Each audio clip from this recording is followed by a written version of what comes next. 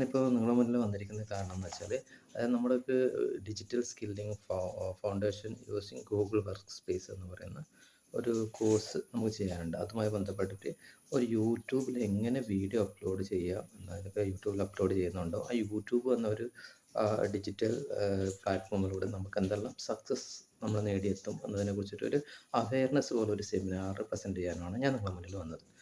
ഒന്നുമില്ല, അതിന് കൂടുതലായിട്ടൊന്നും പറയാമെന്ന് വെച്ചാൽ ഞാനിപ്പം യൂട്യൂബ് ഫോർ മൈ മീ എന്ന രീതിയിലാണ് ഞാനൊരു സെമിനാർ ചെയ്യാമെന്ന് വിചാരിച്ചത്. പക്ഷേ കുറച്ച് ഡിജിറ്റലായിട്ടൊക്കെ ചെയ്യണമെന്ന് വിചാരിച്ചായിരുന്നു.